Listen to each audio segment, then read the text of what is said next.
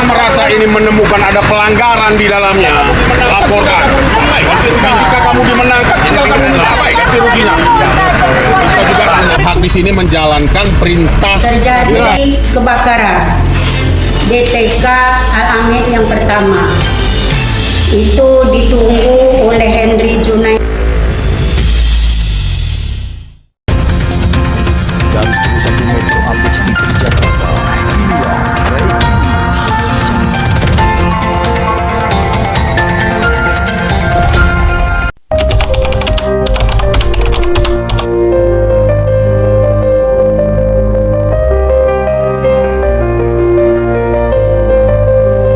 Ada eksekusi dari pemerintah, maka oleh sebab itu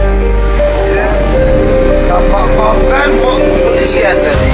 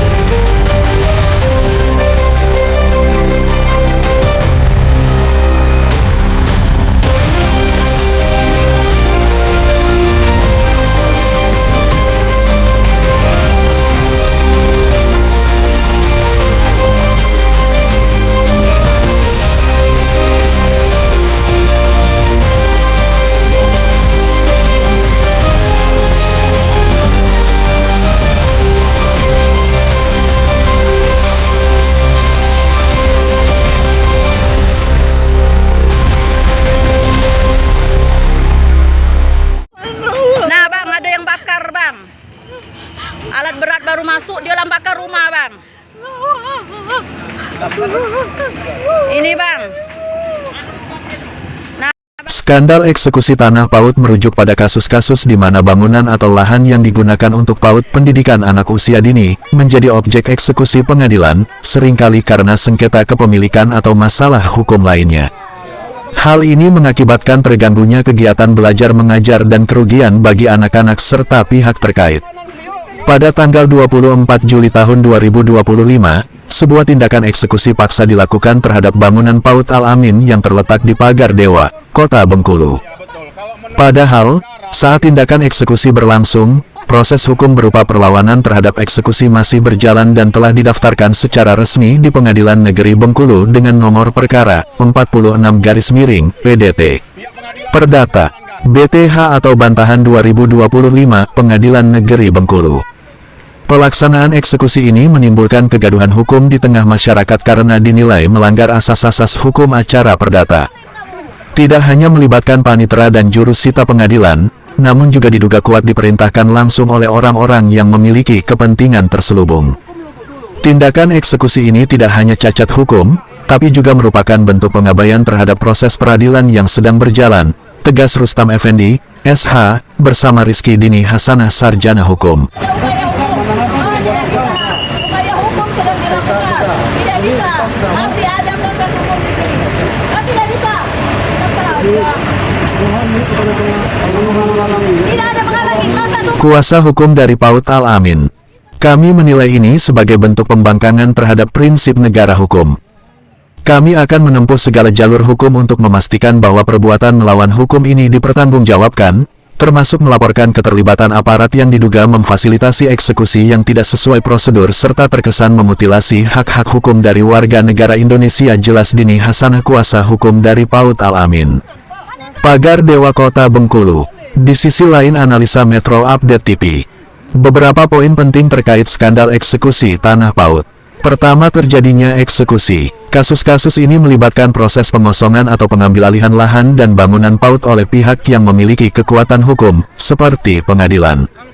Selanjutnya, sengketa kepemilikan. Seringkali, eksekusi ini terjadi karena adanya sengketa kepemilikan tanah di mana PAUD tersebut berdiri. Serta dampak pada anak-anak. Eksekusi ini berdampak langsung pada anak-anak PAUD yang kehilangan tempat belajar, serta guru dan pengelola PAUD yang kehilangan mata pencaharian dan tempat kegiatan belajar mengajar. Terkait masalah hukum, sengketa lahan yang berujung pada eksekusi ini seringkali melibatkan proses hukum yang kompleks dan terkadang menimbulkan pertanyaan tentang keabsahan dokumen dan proses hukum yang berlaku. Lebih mengerikan lagi peran mafia tanah. Terdapat dugaan keterlibatan mafia tanah dalam beberapa kasus eksekusi tanah PAUD, di mana mereka memanfaatkan celah hukum untuk menguasai lahan dan bangunan. Kasus-kasus ini menyoroti pentingnya perlindungan hukum bagi PAUD dan fasilitas pendidikan lainnya, serta perlunya penegakan hukum yang adil dan transparan. Alhasil terkait tanggung jawab pemerintah. Pemerintah daerah dan pusat memiliki tanggung jawab untuk memastikan keberlangsungan pendidikan anak usia dini, termasuk dalam hal penyediaan lahan dan bangunan yang aman dan legal. Dalam hal menurut Rizky Dini Hasanah Sarjana Hukum, bahwa terkait sengketa tanah PAUD ini, pemerintah daerah turut hadir membela hak-hak hukum warganya. Tegas Dini Hasanah Sarjana Hukum. Menurut Ibu alias PD, Sarjana Pendidikan selaku Ketua Yayasan PAUD Al-Amin, seorang janda berumur ini, menuturkan kepada media bahwa dalam hal ini, saya di usia senja ini hanya ingin mengabdi diri agar masih bisa berguna bagi negeri ini. Salah satu mengurus pendidikan di usia dini. Pengakuan beliau PAUD ini sudah lama sekali berdiri. Dan untuk angkatan pertama PAUD ini sudah duduk di kelas 3 SMA, jelas Alia sambil menangis. Melihat gedung PAUD sudah porak-poranda rata dengan tanah. Semoga Yang Maha Kuasa mengerakkan hatinya untuk orang-orang yang bijak. Agar ada keadilan. Sedangkan PAUD ini sudah lama berdiri.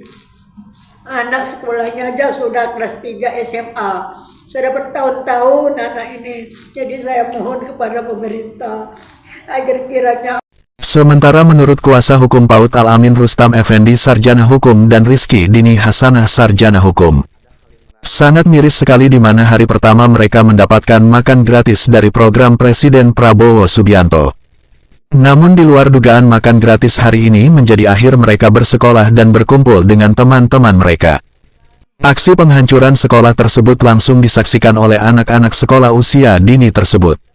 Di depan mata mereka sendiri. Sementara opini yang berkembang di tengah masyarakat saat ini, untuk tragedi rumah penjaga PAUD yang terbakar, apakah aparat penegak hukum mampu menelisik keberadaan pelaku atau aktor pembakaran rumah jaga PAUD tersebut?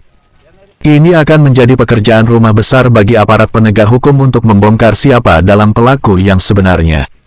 Di hari yang sama selang beberapa jam kemudian diduga para suruhan tuan tanah untuk melakukan penebangan beberapa pohon sawit. Alhasil Tuhan berkehendak lain, terjadilah insiden kecelakaan saat menebang pohon sawit di lokasi PAUD tersebut. Naas tertimpa batang pohon sawit yang berukuran besar.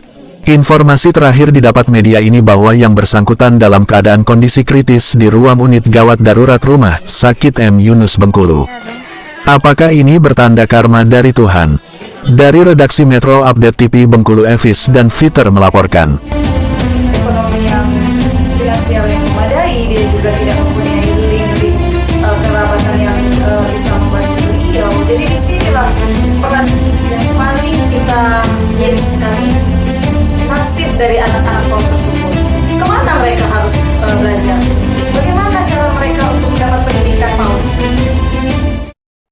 Lagi tadi sangat disayangkan yang bagaimana anak-anak tersebut melihat dan menyaksikan sendiri proses eksekusi yang dilakukan dengan spontanisasi. Ini sangat menyakitkan hati bagi anak-anak. Mungkin terjadi ketraumaan bagi para siswa-siswa didik itu. Melihat bagaimana alat-alat besi itu tadi menghantam gedung-gedung PAUD tempat mereka, taman-taman bermain mereka dihancurkan dengan serta-merta. Ini sangat sakit. Di luar kemanusiaan lah kita bilang, di luar kemanusiaan. Dari kejadian ini menimbulkan trauma yang sangat besar terhadap anak-anak tadi. Karena pada saat eksekusi ini dilakukan, anak-anak itu sedang dalam kelas, mereka sedang belajar, baru selesai menikmati yang namanya makanan gratis dari program Presiden Prabowo. Itu menimbulkan sangat-sangat trauma di hati anak-anak pelajar PAUD tadi. Inilah yang harus kita sikapi. Apa yang harus kita lakukan agar tidak ada lagi terjadi seperti ini, agar jangan lagi ada eksekusi terhadap sekolah anak-anak, agar tidak menimbulkan traumatis.